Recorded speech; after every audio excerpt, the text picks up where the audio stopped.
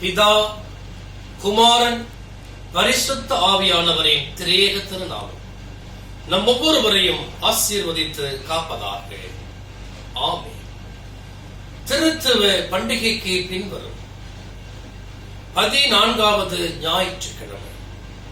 இந்த நாளில் இந்த சிறிய ஆராதனையின் துவக்கத்திற்காக கடவுளின் திருப்பெயர் மாட்சிமை உண்டாகும் வண்ணமாகவும் எண்ணில் அடங்கா ஸ்தோத்திரம் என்ற பாடலை இணைந்து பாடும். எண்ணில் அடங்கா ஸ்தோத்திரம் என்ற பாடலை நாம் அனைவரும் இணைந்து ஆண்டவரை மகிமைப்படுத்தும்.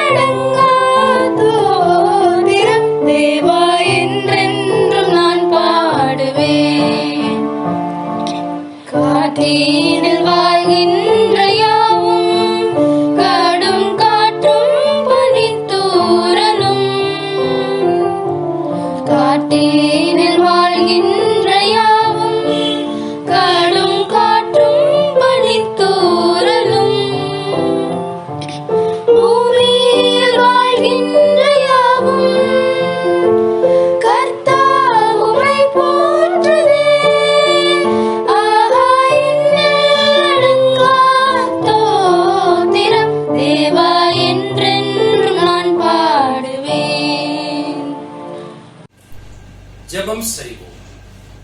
எங்களை நேசிக்கிற நல்ல ஆண்டவர், கிருபையாய் கொடுத்த இந்த புதிய நாளுக்காக நன்றி சொல்லுவோம்.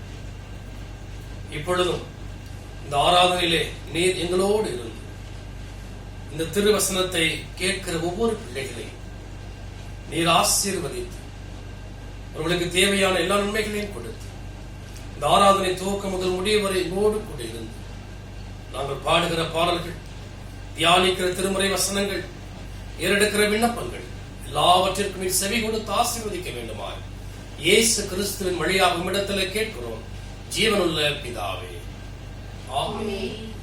இந்த நாளில், அதாவது திருத்துவ பண்டிகைக்கு பின்வரும் 14வது ஞாயிற்றுக்கிழமை, இந்த நாளின் தியானத்திற்காக திருச்சபை நமக்கு கொடுத்திருக்கிற திருமறை பகுதி பரிசுத்த லூக்கா எழுதிய நற்செய்தி நூல் 17ஆம் அதிகாரம் வசனங்கள் 11 தொடங்கி 19 முடியும். பரிசுத்த லூக்கா எழுதிய நற்செய்தி நூல் அதிகாரம் 17 வசனங்கள் 11 தொடங்கி 19 முடியும்.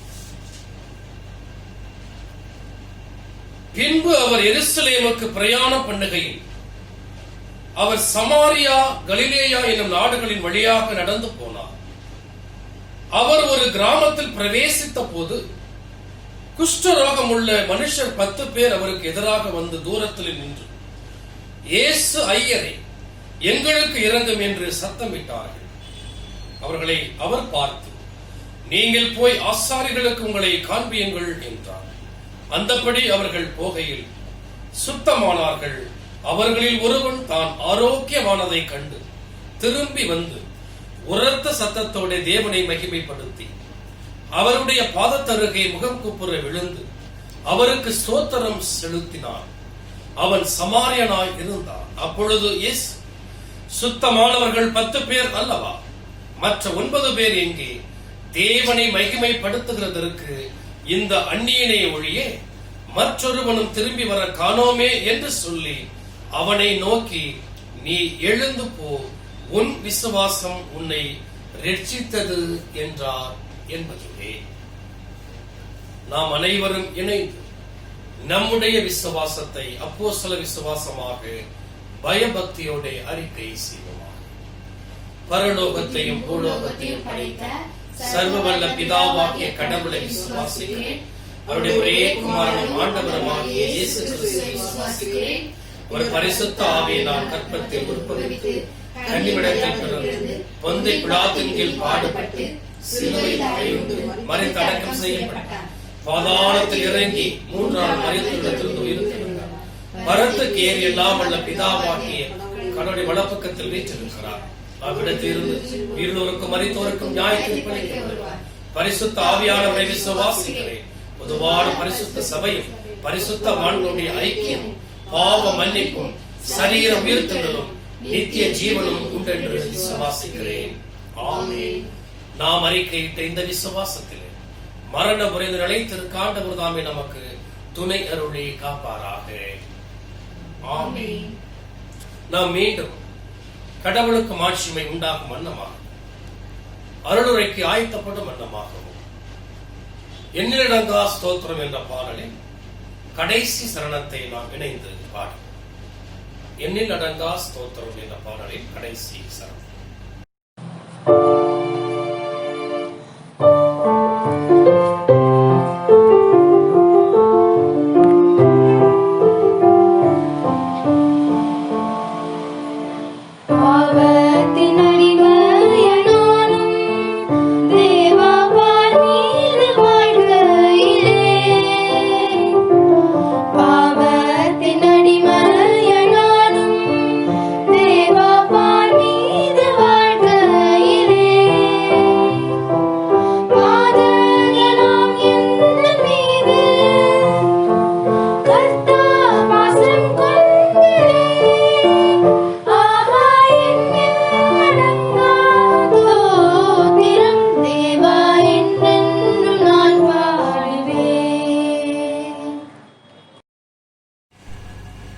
நம்முடைய பிதாவாகிய கடவுளிடத்திலிருந்தும் ஆண்டவராகிய இயேசு கிறிஸ்துவின் இடத்திலிருந்தும் உங்களுக்கு கிருபையும் சமாதானமும் உண்டாவதாக. ஆமென். கிறிஸ்துவுக்குள் எனக்கு அன்பான தேவ ஜனமே, மீண்டுமாக உங்களை சந்திப்பதிலே மிகுந்த மகிழ்ச்சி அடைகிறேன். இந்த காணொளி மூலமாக இந்த செய்தியை கேட்டுக் கொண்டிருக்கிற, பார்த்து கொண்டிருக்கிற உங்கள் ஒவ்வொருவருக்கும் ஆண்டவராகிய இயேசு கிறிஸ்துவின் நாமத்தினாலே சமாதானம் உண்டாவதாக. ஆமென். திருத்துவ பண்டிகைக்கு பின்வரும் 14வது ஞாயிற்றுக்கிழமை இந்த நாளின் தியானத்திற்காக, அருளுரைக்காக திருச்சபை நமக்கு கொடுத்திருக்கிற திருமுறை பகுதி, அது பரிசுத்த லூக்கா எழுதிய நற்செய்தி நூல் 17ஆம் அதிகாரம் 11ஆம் வசனத்தில் இருந்து 19ஆம் வசனங்கள் முடியும்.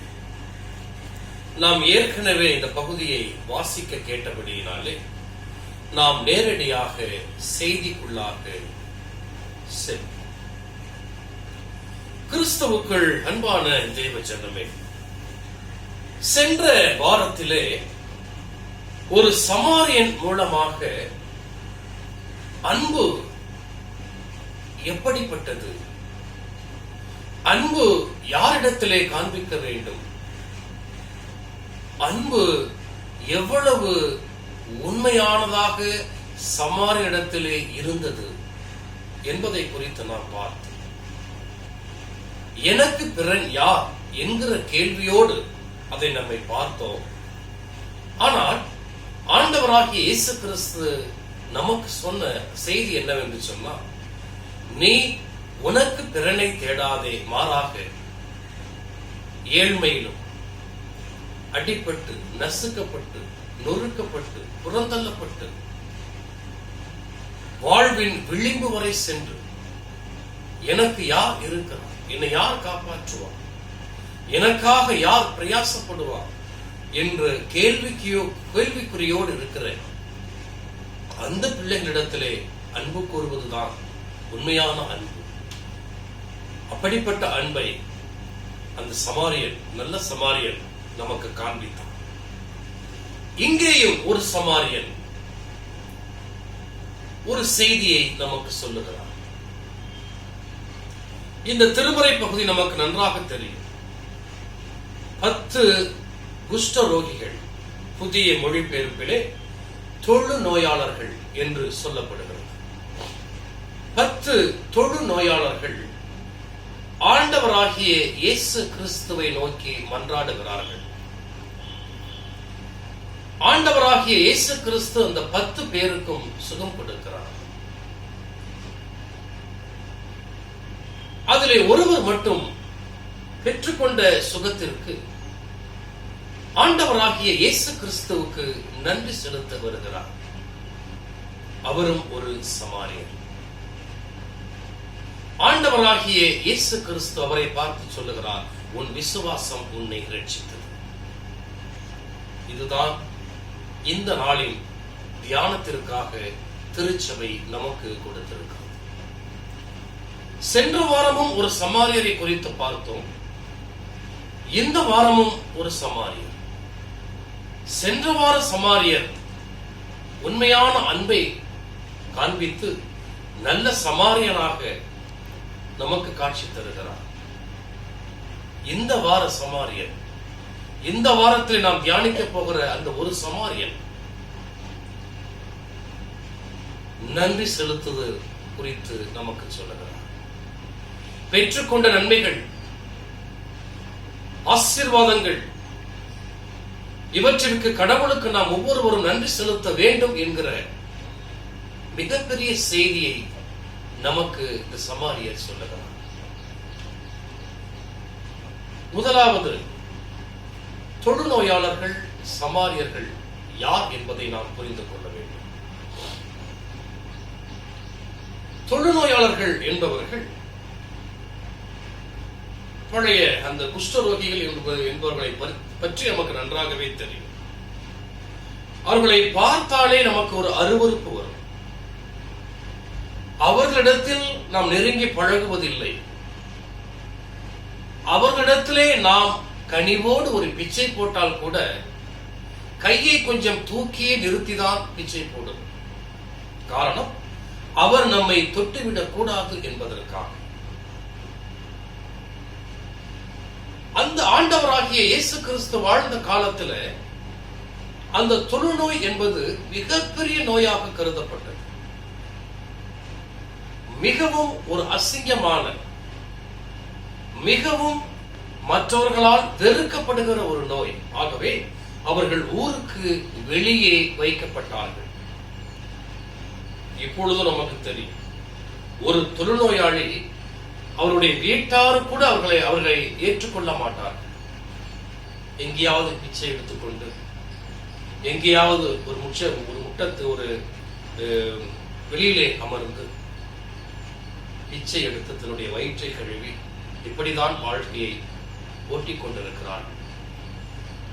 ஆண்டவராக இயேசு கிறிஸ்து காலத்திலும் தொழுநோய் வந்தவர்கள் அப்படிதான் பிச்சை எடுத்துதான் வாழணும், ஊருக்கு வெளியே தான் இருக்கணும். ஆக மிகவும் கேவலமான ஒரு நிலையிலே இருந்த ஒரு கூட்டம் தொழுநோய் கூட்டம். சமாரியர்களுக்கு வருகிறது. சமாரியர்கள் யார்? கிமு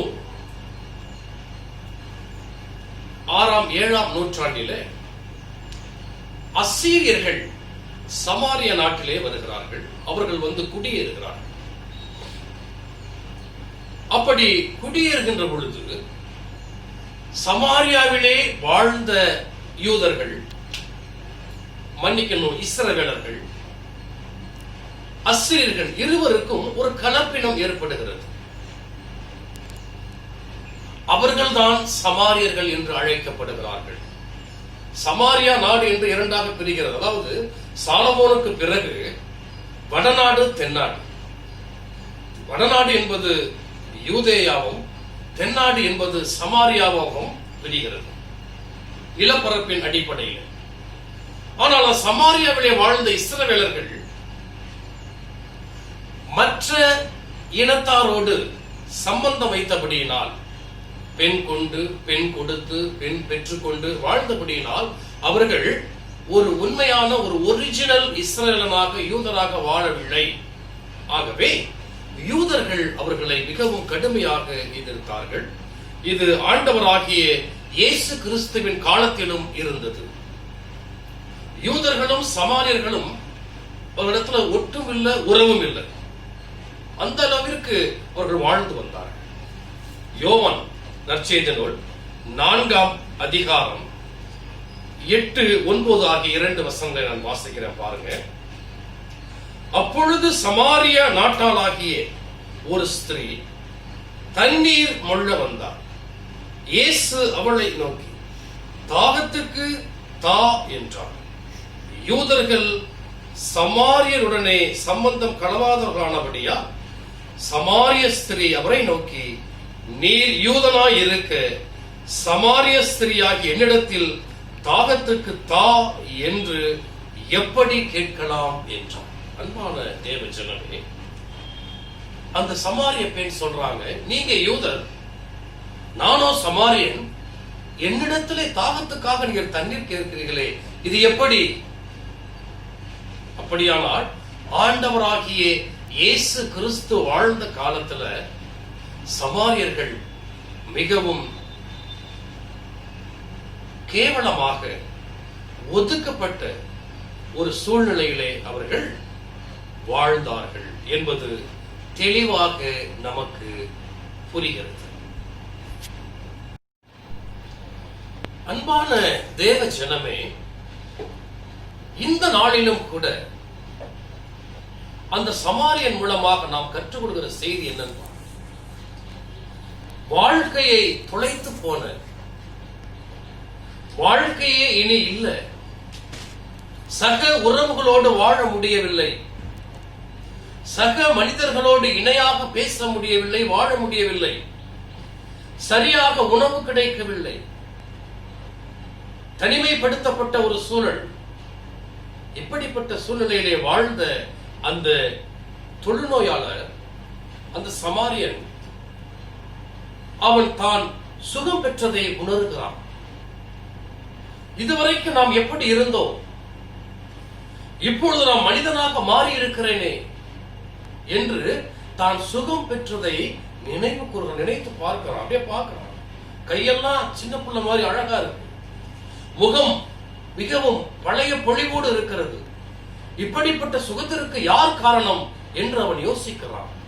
இதுவரையில் வாழ்ந்த வாழ்க்கை என்ன, இனிமேல் வாழப்போகிற வாழ்க்கை என்ன, இவருடைய வாழ்க்கையை புரட்டி போட்டு விட்டதே. இந்த வாழ்க்கை மாற்றத்திற்கு யார் காரணம்? இதுவரையில் என்னிடம் யாரும் பேசவில்லையே, என்னிடத்துல யாரும் உறவாடவில்லையே, இனிமேல் அப்படி அல்லவா இல்லையே, நான் எல்லோருடன் சகஜமாக பேசி சந்தோஷமாக வாழ்நாளை கழிக்க போகிறேனே, இந்த மாற்றத்திற்கு யார் காரணம் என்பதை சுய பரிசோதனை செய்து பார்க்கிறான். அதற்கு காரணம் ஆண்டவராகிய இயேசு கிறிஸ்து என்று அவன் சிந்திக்கிறான். உடனே கிளம்புறான்.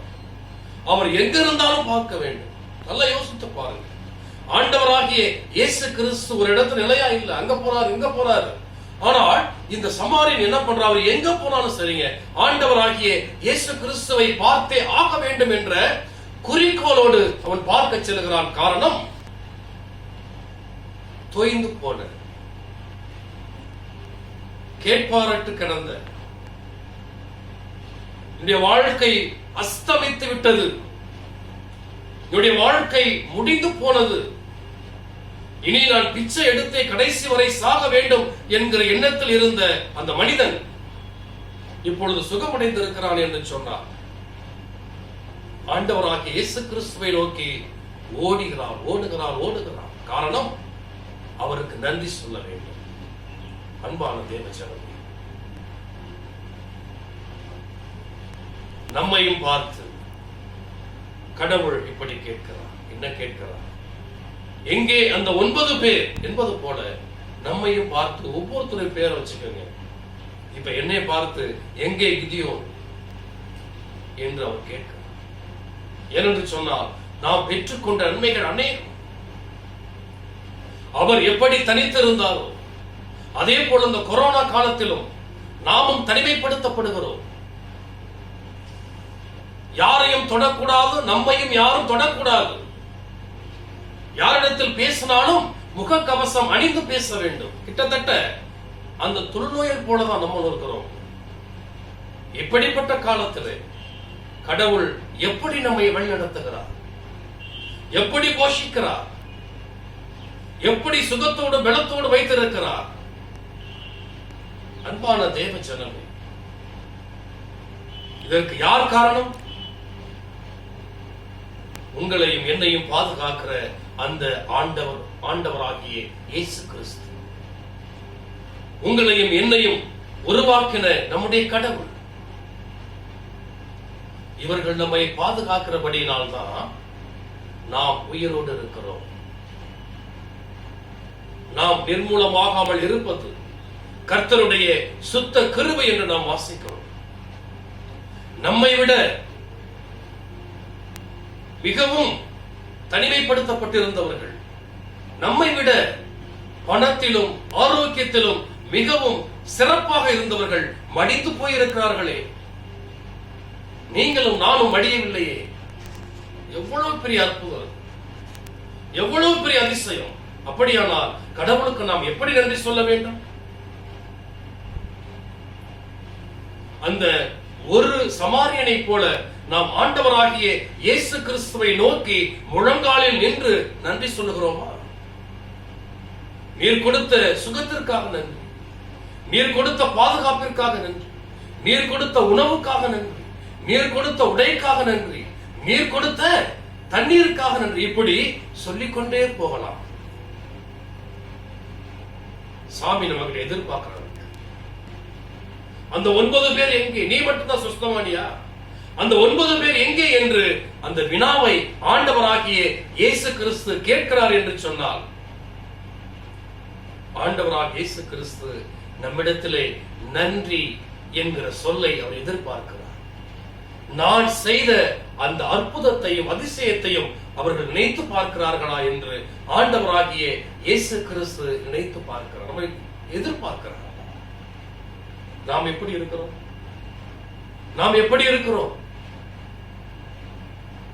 அன்பான தேவஜனமே, அந்த நன்றி சொல்ல வேண்டும் என்கிற செய்தியை தான் அந்த சமாரியர் இன்றைக்கு நமக்கு சொல்லிக் கொடுக்கிறார். சமாரியர் சொல்லிக் கொடுக்கிறார். சரிங்க, எப்படி நன்றி சொல்ல வேண்டும்? ஓகே, இப்ப ஒரு முடிவுக்கு வந்திருப்போம். சரி, நம்ம நிறைய நன்மைகளை சாமிக்கு வந்து பெற்றுக்கொண்டோம். எப்படி நன்றி சொல்வது? வாசிக்கிறோம். சங்கீதம் 113 அதிகாரம். சங்கீதம் 113 அதிகாரம் 3வது வசனத்தை நான் வாசிக்கிற பாருங்க. சூரியன் உதைக்கும் திசை தொடங்கி அது அஸ்தமிக்கும் திசை மட்டும் கர்த்தருடைய நாமம் துதிக்கப்படுவதாக. முதல் நன்றி சொல்வதற்கு ஒரு அளவுகோல் இல்லை. யாருக்காவது தெரியுமா? சூரியன் நமக்கு திசை மட்டும் தான் தெரியும். சூரியன் கிழக்கிலே தோன்றி மேற்கிலே மறையும், அவ்வளவுதான். ஆனால் கிழக்கிற்கும் மேற்கிற்கும் எவ்வளவு தூரம் என்று யாருக்காவது தெரியுமா? அப்படியானால் இங்கே சங்கீதக்காரன் என்ன சொல்லுகிறார்?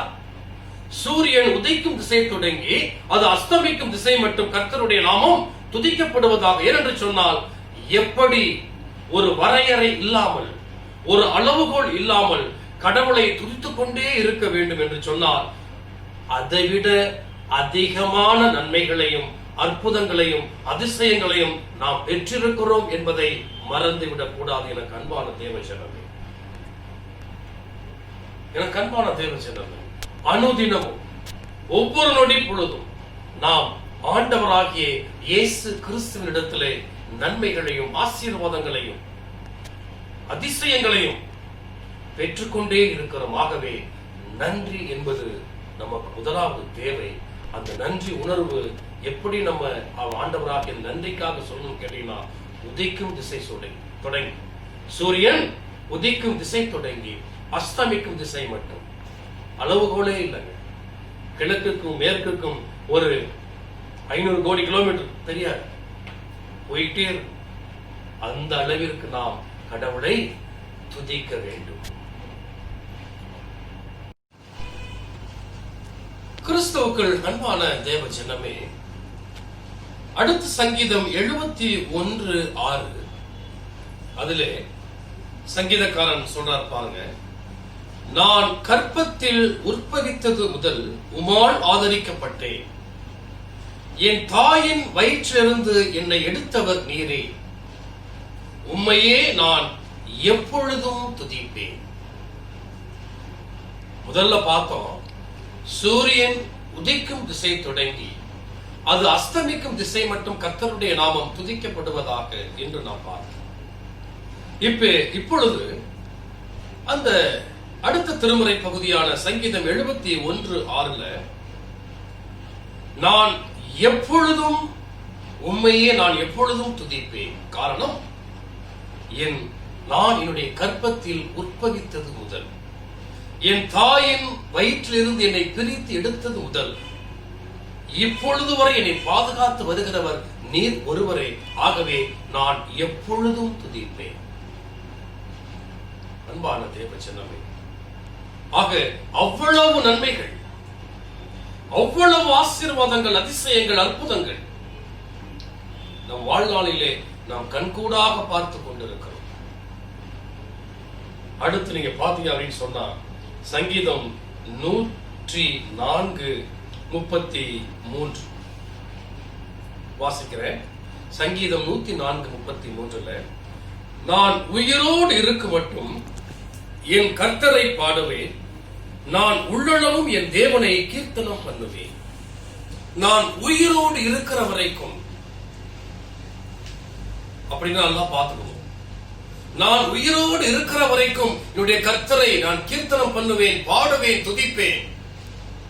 அப்ப கடவுளை துதிக்காதவர்கள் யாருங்க? மரித்து போனவர், செத்து போனவர்.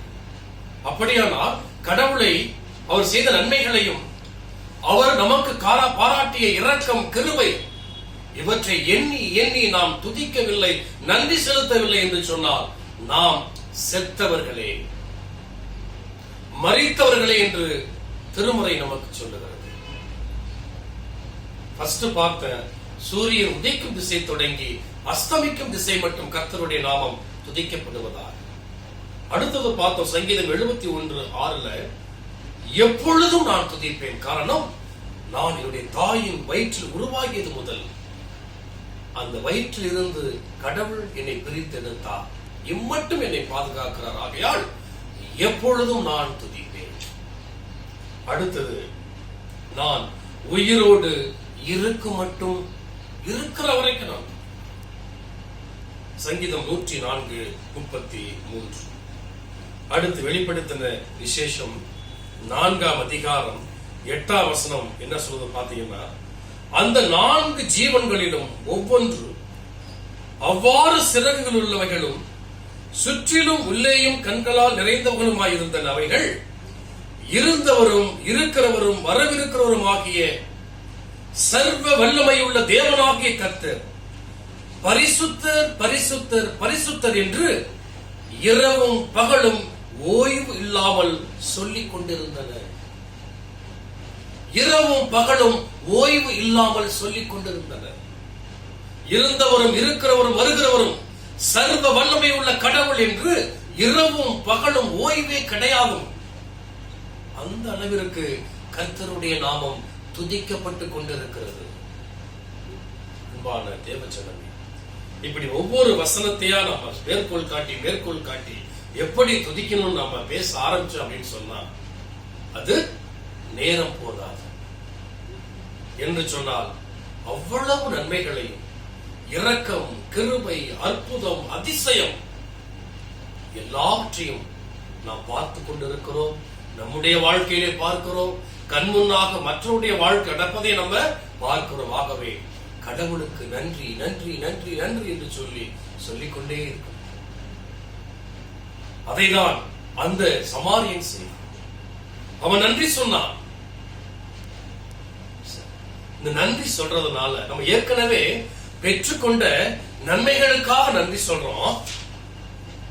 இப்போ பெற்றுக்கொண்ட நன்மைகளுக்காக நன்றி சொன்னீங்க அப்படின்னு சொன்னா இங்க நன்றி சொல்வதற்கான அதுக்கு ஒரு நன்மை இருக்கு.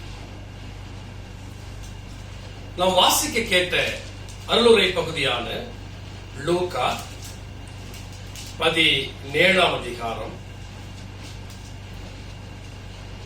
17 19 முடிய நான் வாசிக்கிறேன். அப்பொழுது இயேசு, சுத்தமானவர்கள் 10 பேர் அல்லவா, மற்ற 9 பேர் எங்கே? தேவனை மகிமைப்படுத்துகிறதற்கு இந்த அந்நியனே ஒழிய மற்றொருவனும் திரும்பி வர காணோமே என்று சொல்லி அவனை நோக்கி, நீ எழுந்து போ, உன் விசுவாசம் உன்னை ரட்சித்தது என்றார். அன்பான தேவ ஜனமே, இந்த இடத்துல ஒரு செய்தியை சொல்றாங்க இயேசு சுவாமி. என்ன சொல்றாங்க? ஏற்கனவே அவன் ரட்சிக்கப்பட்டிருக்கிறான். எதிலிருந்து? குஷ்டரோகத்திலிருந்து, தொழு நோயிலிருந்து, அவன் மிகப்பெரிய வியாதியிலிருந்து விடுதலையாக்கப்பட்டிருக்கிறான், ரட்சிக்கப்பட்டிருக்கிறான். இப்பொழுது மறுபடியும் சொல்லுகிறார், நீ எழுந்து போ, உன் விசுவாசம் உன்னை ரட்சித்தது. அப்ப இந்த ரட்சிப்பு என்பது என்ன?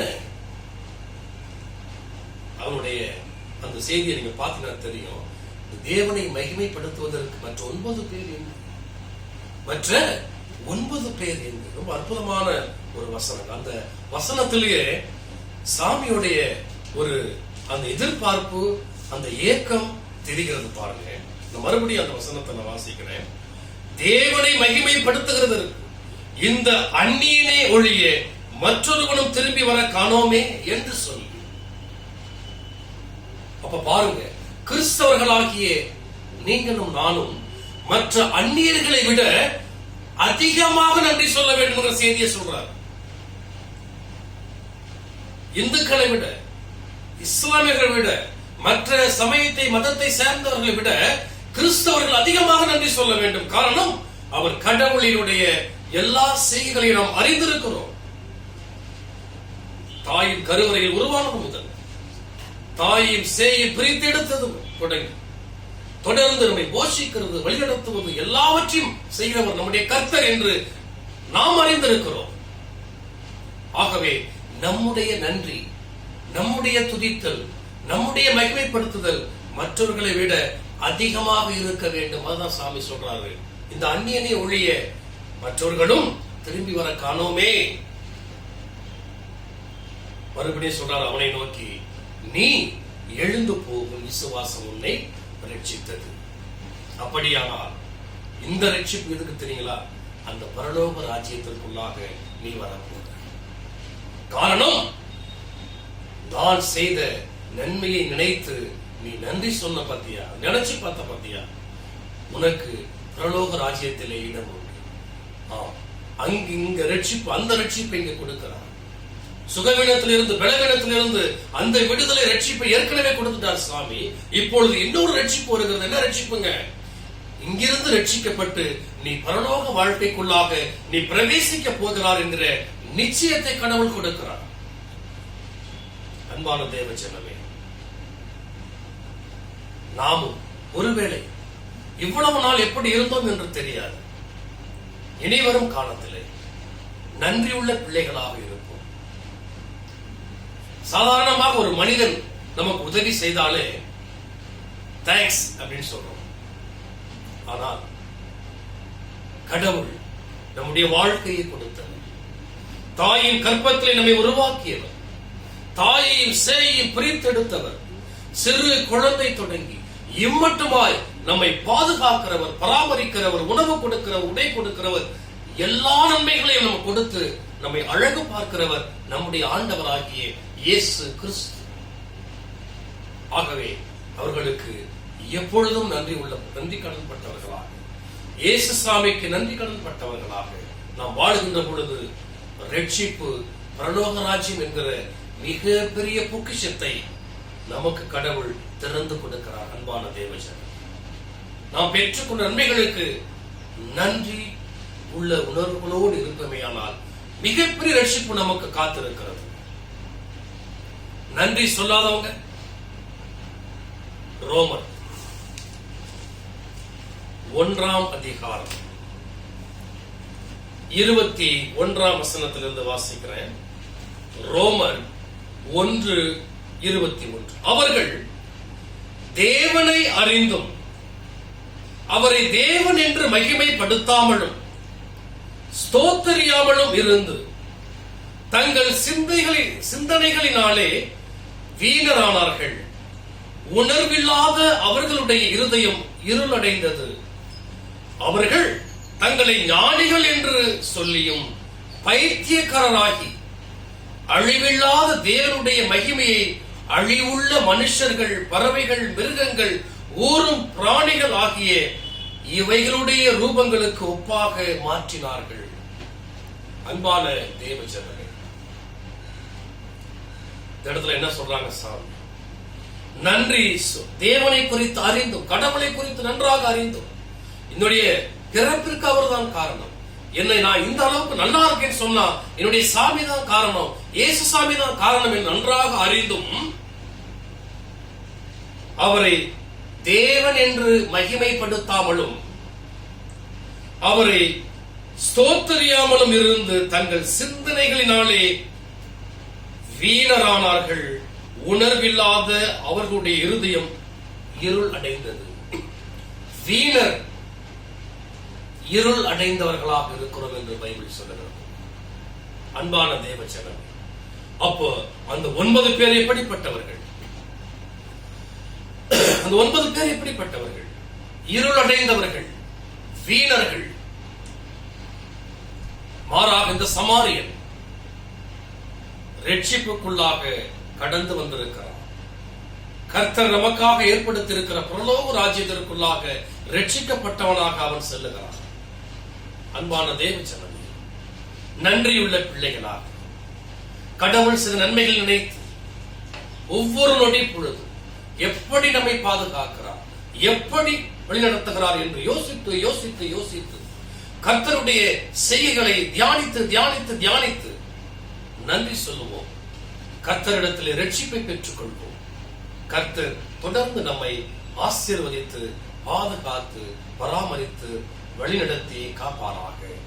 ஆண்டவர் தாமே இந்த திருவசனங்களை உங்களுக்கு ஆசீர்வதித்து சகல நன்மைகள் ஆசீர்வாதங்களில் உங்களை நிரப்பி ஆசீர்வதித்து பாதுகாத்து பராமரித்து வழிநடத்தி காப்பாராக. ஆமென். ஜெபம் செய்வோம். எங்களை நேசிக்கிற நல்ல ஆண்டவரே, உம்முடைய திருவசனத்தின் மூலமாக நீர் எங்களோடு பேசியதற்காக நன்றி சொல்லுகிறோம். நாங்கள் எங்களின் தாயின் கற்பத்தில் உருவாவதற்கு முன்பதாகவே நீர் எங்களை தெரிந்து கொண்டீர் ஆண்டவரே. கற்பத்திலே உருவாக்கி தாயையும் சேயையும் பத்திரமாக பிரித்து இம்மட்டுமாய் உம்முடைய தயவும் கிருபையும் பேரிரக்கமும் எங்களோடு கூட இருந்து நல் ஆலோசனைகளை கொடுத்து வழிநடத்தி தேவைகள் எல்லாவற்றையும் சந்தித்து வருவதற்காக உமக்கு கோடான கோடி ஸ்தோத்திரம் ஆண்டவரே. நாங்கள் அனுதினமும் ஒவ்வொரு மணித்துளியும் உம்மிடமிருந்து அநேகமாய நன்மைகளையும் ஆசீர்வாதங்களையும் பெற்றுக்கொண்டே இருக்கிறோம் ஆண்டவரே. இருந்தாலும் அந்த 9 பேர் போல நாங்கள் அநேக வேளைகளிலே நாங்கள் பெற்றுக்கொண்ட நன்மைகளுக்கும் ஆசீர்வாதங்களுக்கும் அற்புதங்களுக்கும் நிகராக நன்றி செலுத்துவதற்கு மறந்து போயிருக்கிறோம் ஆண்டவரே. நன்றி செலுத்த தவறி இருக்கிறோம் ஆண்டவரே. அதற்காக வருந்துகிறோம் ஆண்டவரே. இனி வரும் நாட்களில் அப்படி அல்ல. நாங்கள் பெற்றுக்கொண்ட நன்மைகள் ஆசீர்வாதங்கள் அற்புதங்கள், அதிசயங்கள் எல்லாவற்றிற்காக அனுதினமும் உமக்கு நன்றி சொல்ற பிள்ளைகளாக வாழ்ந்து நீர் எங்களுக்கு வைத்திருக்கிற அந்த பரலோக ராஜ்யத்திலே நுழைவதற்கான ரட்சிப்பை பெற தேவன் எங்களை கிருபை செய்ய வேண்டுமா ஜெபிக்கிறோம்.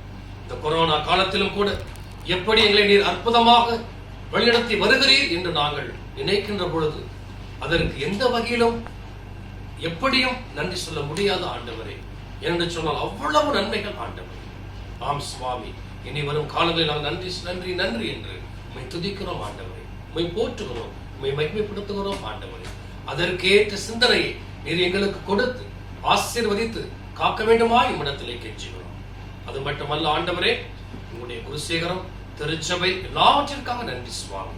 உங்களுடைய ஜெபத்தை கேட்டு ஆண்டவரை எல்லா திருச்சபையும் இப்பொழுது திறந்து ஆண்டவரை மகிமைப்படுத்துகிறதற்காக உமக்கு நாங்கள் நன்றி சொல்லுகிறோம் சுவாமி. ஆம் ஆண்டவரே, இன்னும் எல்லா தடையும் நீங்கி நாங்கள் இன்னும் சுதந்திரமாக நாங்கள் உம்மை போற்ற, உம்மை மகிமைப்படுத்த, உம்மை ஆராதிக்க அப்படிப்பட்ட ஒரு வாய்ப்பை கொடுத்து ஆசீர்வதிக்க வேண்டுமாய் இயேசு கிறிஸ்துவின் வழியாக உம்மிடத்திலே கேட்கிறோம் ஜீவனுள்ள பிதாவே. ஆமென். வர மண்டலங்களில் இருக்கிற எங்கள் பிதாவே, உம்முடைய நாமம் பரிசுத்தப்படுவதாக, உம்முடைய ராஜ்யம் வருவதாக, உம்முடைய சித்தம் பரமண்டலத்திலே செய்யப்படுகிறது போல பூமியிலேயும் செய்யப்படுவதாக. அன்றென்று வேண்டிய ஆகாரத்தை நீர் இன்று எங்களுக்கு தந்தருளும். நாங்கள் எங்கள் கடன்களுக்கு மன்னிக்கிறது போல நீர் எங்கள் பாவக்கடன்களை மன்னியும். எங்களை சோதனைக்குள் பிரவேசிக்க பண்ணாமல் தீமைகள் ரட்சித்தும் ராஜ்யமும் வல்லமையும் மகிமையும் என்றென்றைக்கும் உம்முடையவைகளே. ஆமென். கர்த்தரானவர் உங்களோடு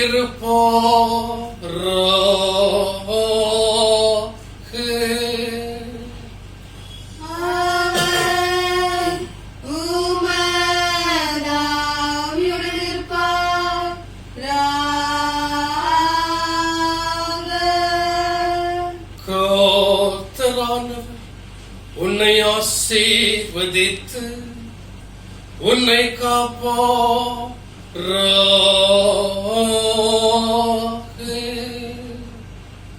கர்த்தரானவர் தமது திருமுகத்தை உம்மேல் பிரகாசிக்க செய்து உன்னிடம் கிருபையுள்ளவராயிருப்பார்.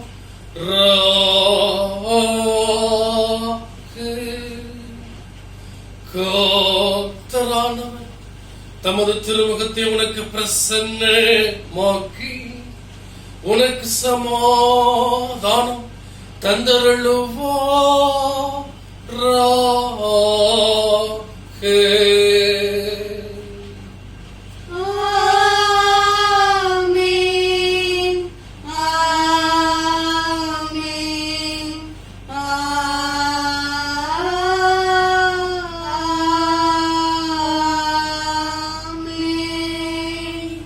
சுவாமியே கிருபையாயிரும், கிறிஸ்துவே கிருபையாயிரும், சுவாமியே கிருபையாயிரும். ஆமென். கர்த்தாவின் சமாதானம் உங்களோடு இருப்பதாக. ஆமென். பலிபீடத்தில் என்னை பரனே படைக்கிறேனே இந்த வேளை, அடியனை திரு சித்தம் போல ஆண்டு நடத்திடுமே. அடியனை திரு சித்தம் போல ஆண்டு நடத்திடுமே. கல்வாரியின் அன்பினையே கண்டு விரைந்தோடி வந்தேன். கல்வாரியின் அன்பினையே கண்டு விரைந்தோடி வந்தேன். கழுவும் உம் திருரத்தத்தால்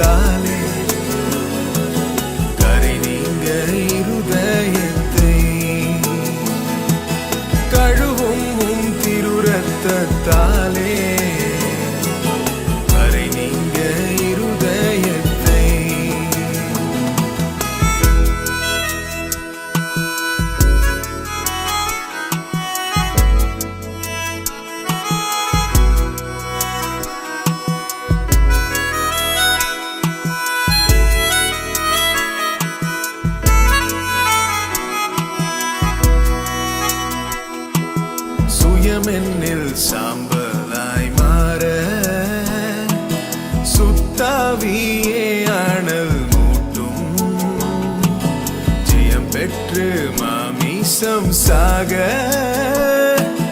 தேவாருள் செய்குவி. ஜெயம் பெற்று மாமிசம் சாக தேவாருள் செய்குவி.